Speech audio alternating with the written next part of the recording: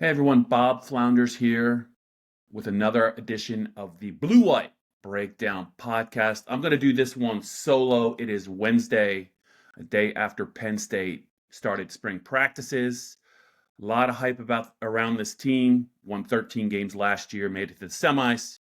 13-3, fell short against Notre Dame, but it's different this year. There's just something different about it. They still have to figure some things out at spots, wide out, even at tight end. But I want to talk about a team strength on offense, and I'm smiling right now because I haven't had many chances to do this at the start of spring. It's the offensive line. It's James Franklin's offensive line. He's in year 12. That offensive line last year was very good at the end of the year.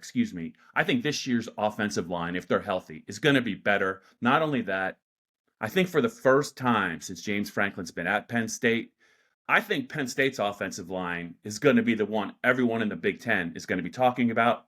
They're going to get talked about nationally. Usually it's Ohio State or Michigan, Iowa, Wisconsin. I think it's Penn State this year. They have the horses up front, and they can do a lot of things. Andy Kotelnicki can do a lot of things because of this offensive line and who they return. They're going to have to replace one starter, Sal Wormley. Many of you guys know that.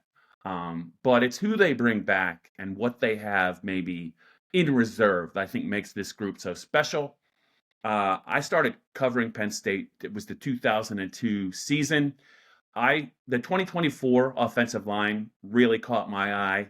The only other one that really jumps out to me is the 2008 offensive line. That was a good Penn State team. Went to the Rose Bowl, and they had a bunch of all Big Ten picks on that team. A.Q. Shipley, who played in the pros, Gerald Cadogan, Rich Ornberger also played in the pros. This offensive line, I think, is in the conversation. I think it could be better.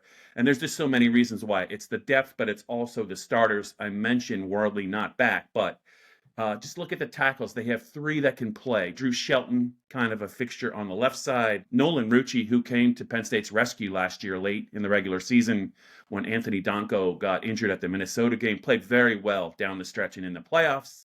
Donko's going to be limited, it looks like, for much of spring, but they don't really need him. That was a significant injury. They really like him, but it's great to have Nolan Rucci there.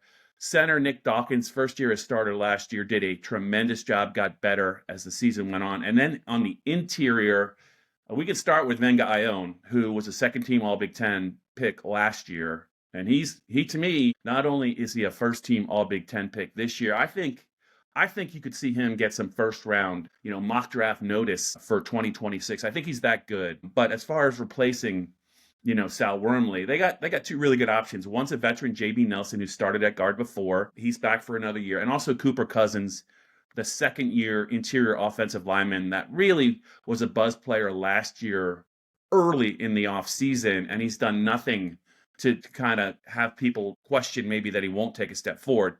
He's that good. But you just look, to be a good offensive line, you got to have good starters, but you have to have good reserves. And Penn State, when Donko is healthy, they're going to have three tackles. And if you look at the guard spot with Venga, with J.B. Nelson, and also Cooper, you have a swing guard, whoever's going to lose the battle for the right guard spot. Maybe a little bit of concern behind Nick Dawkins, but I think Venga could play that position in a pinch. And you just look at the offensive line and kind of how they're approaching spring. James will probably give a lot of these guys some rest. They know what they have, but a bunch of them have dropped some weight if we're supposed to believe the Penn State updated roster. Venga played at 348 last year. They list him at 334. I think that's notable. J.B. Nelson was at 326 last year. He's down 9 pounds to 317. Even Cooper was listed at 316 last year, 308 this year. So, I think that's an encouraging sign. But I just think, when I think about this Penn State offensive line, I think about this could be the strength of the team. And we're talking about a team that's got a really, really good corner room. They have talented safeties. They have Drew Aller in his third season as starter coming back, and they have 2,000-yard runners, in Nick Singleton and Katron Allen. But I really think the turning point was when the offensive line started to kind of come together and Andy Kotelnicki's vision for the running game kind of took root. I just think you think about that Oregon game, even the Notre Dame game they lost, they were able to run the ball on two, pretty good defenses and run it effectively. And I think it speaks to the offensive line and the depth. And I just think about James's first two seasons. at Penn State 2014 and 2015, and he talked about it because they were still kind of dealing with the sanctions related to the Jerry Sandusky scandal, limited scholarships. They had some people leave, and they just didn't have very many talented big bodies up front. They had to move some defensive linemen, I think. To the offensive side, it was kind of a makeshift group. It continued that way even into 2016, but those 2014 and 2015 seasons, James talked about them. They were rough, and it really, you know who it really impacted? It really impacted Christian Hackenberg. I think it definitely hampered his development. He took a great deal of punishment. They just couldn't protect him. Very unfortunate. He was a talented kid, went in the second round of the draft, but with a better offensive line, maybe, I'm always going to wonder about maybe how it might have turned out for Christian. He left school a year early, but hey, that's ancient news. We're going to deal with the present. You know, the measuring stick for Penn State offensive lines will always be, well, a couple of them, but the 1994 offensive line, that unbeaten team that just scored points at will on everyone. They had some good offensive lines in the early 80s with some first round picks on those lines as well. But it's really the 1994 offensive line. And I'm not saying this line is quite there yet. But I'm saying when you look at the starters and when you look at the reserves and you look at the coordinator and you look at the running backs, this should be James Franklin's best offensive line. And it's a little refreshing for me, but I think also for the fans to be able to kind of look forward to seeing what's going to happen at the line of scrimmage this year. I think Penn State's going to be able to take over some games just because of the offensive line and the running game. If some playmakers emerge on the outside and at tight end, and I know they like their tight end group, especially Luke Reynolds and Khalil Dinkins, it's going to be really hard to game plan to try and stop this offense, and play action could be lethal.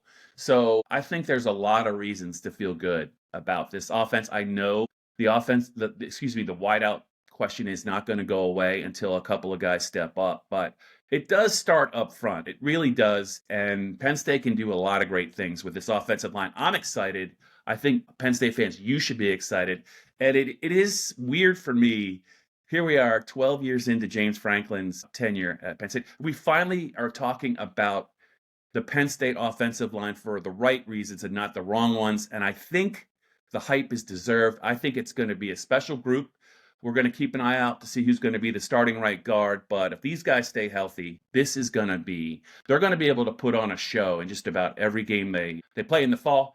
And it's going to be the Penn State offensive line, not the Ohio State offensive line, not the Iowa offensive line, not the Michigan offensive line. You know, they're going to be the best thing, I think, when it comes to offensive lines. They're going to be number one, I think, at season's end. And I'm really excited to see what they can do in year two, with Andy Kotelnicki calling the play. So that's right. That's it for now. Bob Flounders here on the Blue White Breakdown. But I am happy to have done this podcast, kind of just talking about how good this offensive line can be, because I haven't had many chances to do it.